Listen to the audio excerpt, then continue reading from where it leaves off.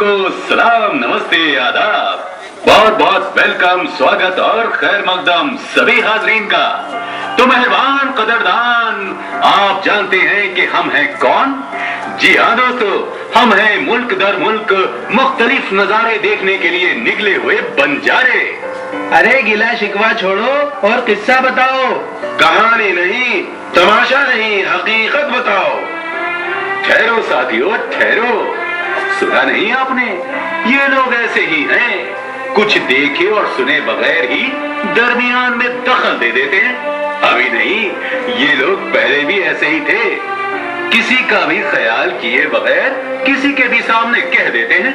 एक सुधार करना है, एक छोटा सा सुधार। जो कहना है वो करेंगे, जो करना है वो कहेंगे। कहना और करना दोनों एक जैसा, कहना अलग, करना अलग।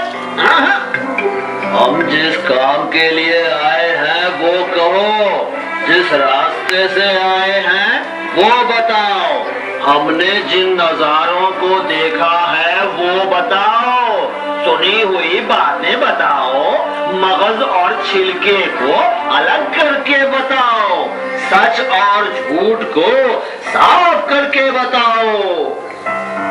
तो ठीक है मेहरबान कदरदान, हम बताते हैं।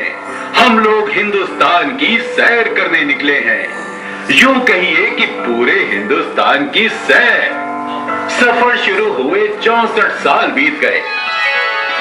हाँ, वो तारीख, वो रात और वो सफर कभी भुलाया नहीं जा सकता और ना ही हम भूलेंगे।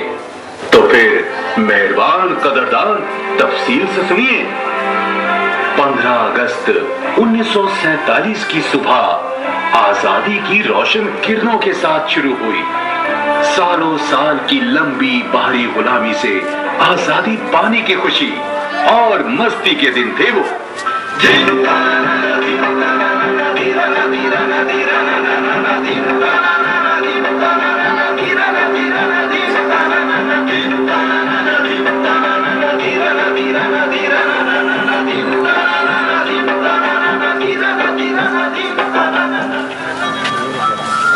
आजाद हिंदुस्तान के ख्वाबों की शुरुआत के दिन और बेहतरीन यादों पर साया फिगन होने वाली तारीख का वो लाजवाब सिलसिला था। एक मुसीबत जिसको छोड़ दिया जाना चाहिए था, तारीख की एक चूक, ये थी हिंदुस्तान की तकसीम। जब हदबंदियों को छोड़ दे और मानव दौलत को आपस में बांटने वाली एकजुट कौम को 2 हिस्सों में तकसीम कर दिया, तो आंसू और खून से ये जमीन गीली हो गई। जब दिल्ली में रस्मो रिवाज और ऐशो इशरत से भरे इख्तिदार को मुंतकिल किया गया, तो उस समय एक ही आदमी था जो नोखाली की सरजमीन पर अहिंसा की बातें, अमन के ऐलान और हिंदू व मुस्लिम भाई भाई के नारे के साथ चल रहा था, और वो थे हिंदुस्तानियों के प्यारे बापूजी। उस महात्मा की पैदाइश से माला माल जमीन पर मजहबी तासुब और नफरत के नाम पर हजारों लोगों का कत्लेआम किया गया। मां के पेट में मौजूद बच्चों को त्रिशूल की नोक पर उठाया गया, पेट्रोल डालकर और गैस सिलेंडर फोड़कर बेचारे अवाम को जलाकर भस्म कर दिया गया। शैतान को खुदा मानने वाले उस जमाने के दोगलेपन को हम कब अलविदा कहेंगे, हम कब अलविदा कहेंगे। अरे भाई, हम सफर की शुरुआत के बारे में बात कर रहे थे। अरे हाँ, हिमालय से शुरू करके आसपास की पहाड़ियों की चोटियां, सहराओं, सिंधु, गंगा, ब्रह्मपुत्र, गोदावरी, नर्मदा, कावेरी और कृष्णा वगैरह नदियों के किनारों से गुजरते हुए हम लोग यहाँ पहुंचे हैं। आहा, बर्फ से ढकी कश्मीर की वादियां, पंजाब के दामन में फैली गेहूं की सुनहरी बालियां, बिहार और झारखंड की कानें, आजादी के परवानों का वतन बांग्ला, महाराष्ट्र के रुई के बागान, राजस्थान के कुशादा सहरा, आंध्रा के हरे भरे चावल के खेत और मुस्कुराने वाले सूरजमुखी के फूल, इन सब से गुजरकर हम हिंदुस्तान के दिल्ली पहुंचे हैं।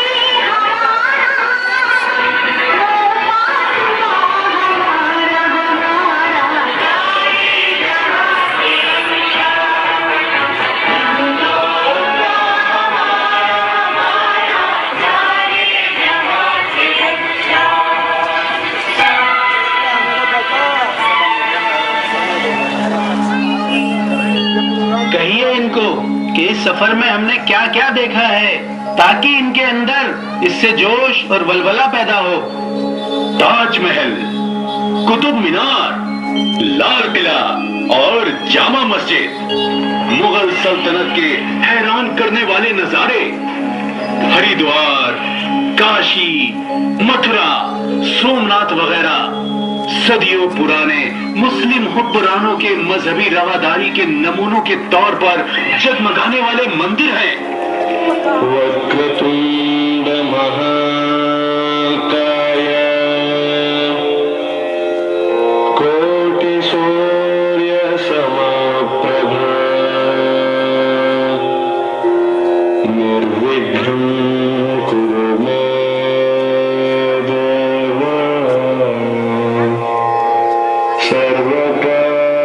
सर्वकार्येषु सर्वदा।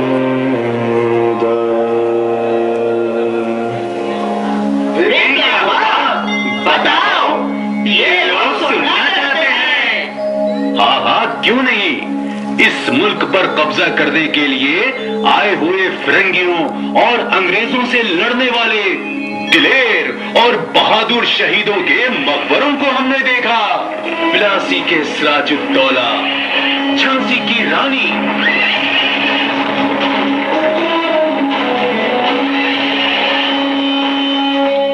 अयोध्या के मौलाना अमीर अली, भगवान रामचरण दास, अंग्रेजों पर लर्जा पैदा करने वाले हैदर अली और उनके बेटे शेरे मैसूर टीपू सुल्तान, और अंग्रेजों के खिलाफ लश्कर कुशी करने वाले मंगल पांडे, और भी है बहुत से नजारे।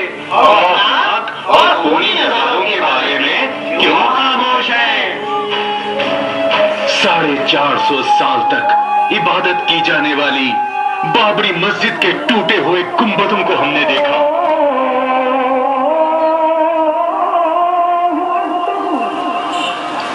गलियों में पड़ी लाशों, यमुना की लहरों में बहाए गए इंसानी जिस्मों, मुंबई और गुजरात की शोला निकलने वाले कमजोरों की आहें, मालेगांव, मक्का मस्जिद, अजमेर और समझौता में बिखरे हुए मासूमों के आज़ाद, उफ, उनके ख्याल तक से डर लगता है।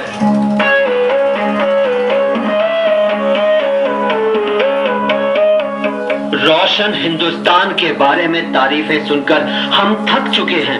हमने हिंदुस्तान में सड़ने वाली इंसानी जिंदगियों का भी मुशाहिदा किया है। Shopping complex, golf course, 5 star होटलों, आसमानों को छूने वाली ऊंची ऊंची इमारतों की जेबो जीनत दिखाने वाला नहीं है हकीकी हिंदुस्तान। आए, आप लोग इस गली में आए, इस गली के इंसानों को देखिए, इस गली की जिंदगी को देखिए।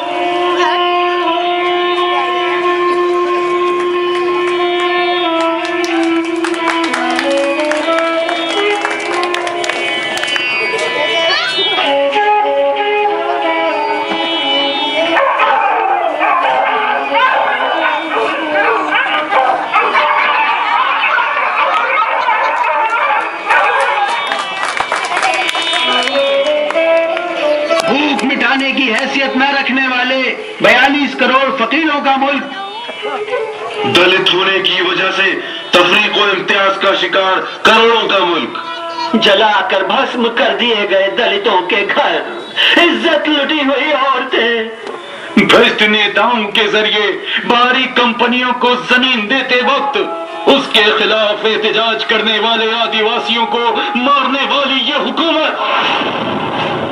ऐसा मुल्क जहां 4.25 करोड़ बच्चे जिंदगी में एक बार भी स्कूल की तरफ नजर उठाकर नहीं देख सके। मजदूरी करने वाले 2 करोड़ बच्चों का मुल्क। ऐसा मुल्क जहां 12 साल के अंदर 1.5 लाख किसानों ने खुदकुशी की। रिश्वतखोरी की तकरीब मनाने वाले अहले इख्तिदार का मुल्क। इन सब से मिलकर बना है आज का हिंदुस्तान। मुल्क के हुदूद और हमारी जिंदगी के मुहाफिज दिलेर सिपाहियों की शहादत को कफन और ताबूतों के घोटालों से जिन लोगों ने नापाक किया था, वही लोग आज रिश्वत के खिलाफ जन चेतना यात्रा कर रहे हैं।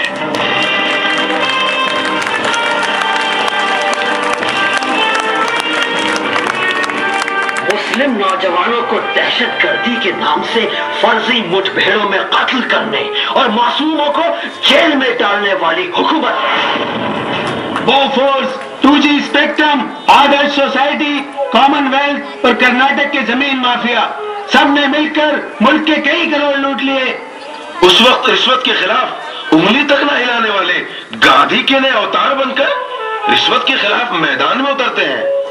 खालिस निफाक, नहीं तो फिर क्या, ऐसे हजारों हजारे आ जाएं तब भी ये मुल्क निजात नहीं पा सकता।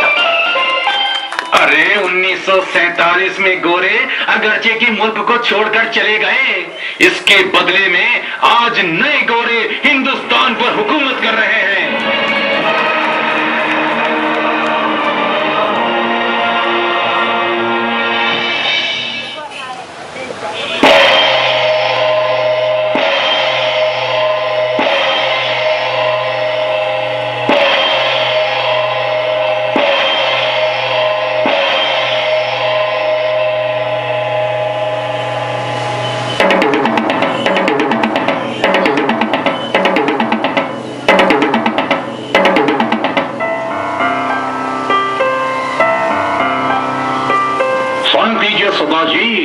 यहाँ साइन कीजिए।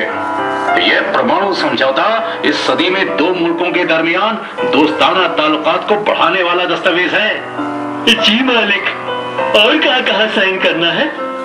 जल्दी मत खड़र, मैं बचाऊंगा, जब वक्त आएगा बता दूंगा। हुक्म देते वक्त उसको बजा लाओ। हाँ, ठीक है। तुम हिंदुस्तानियों को क्या खाना है, क्या पीना है, कौन सी दवा खाना है, कौन सा बंदूक इस्तेमाल करना है, किस बीज को बोना है, इन सब का फैसला हम करेंगे। Do you understand? हाँ, मुंबई बम धमाके के मास्टरमाइंड एक डेविड हेडली को क्या वहाँ गिरफ्तार नहीं किया गया है?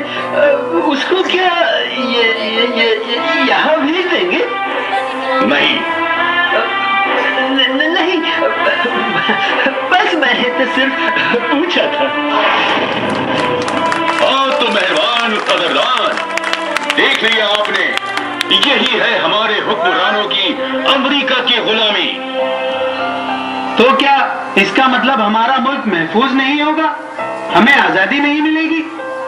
अरे प्यारे, आजादी को हमने लड़कर हासिल किया है, इसकी हिफाजत करने के लिए भी हमें लड़ाई करनी पड़ेगी। हमारे प्यारे हिंदुस्तान को मुजाहिदीन आजादी और मुल्क के रहनुमाओं के ख्वाब का एक खुशहाल मुल्क बनाने के लिए हमें क्या करना चाहिए? हमें इकट्ठा होना चाहिए, ताकतवर बनना चाहिए, जानकार बनना चाहिए। बिल्कुल ठीक। हिंदुस्तान को बदलकर आवाम को इंसाफ दिलाने वाला एक मुल्क बनना चाहिए। इसका रास्ता क्या है? गुलाम और वोट की मशीन बनाने वाले सियासी मुनाफिकों को हम पहचाने। हमारा मुस्तकबिल हम खुद ही तय करें। आजादी के मुहाफिज बने, इंसाफ के मुजाहिद बने। मसावी इंसाफ और तमाम बाशिंदों को बराबर का मौका फराहम होने तक मजलूम की लड़ाई का ये सिलसिला कभी खत्म होने वाला नहीं है।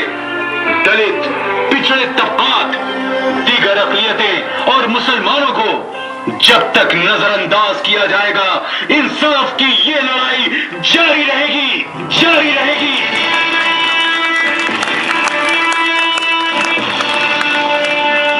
भाइयों, आइए हम इंसाफ की बुनियाद पर मुल्क की तामीर करने के लिए इकट्ठा हो।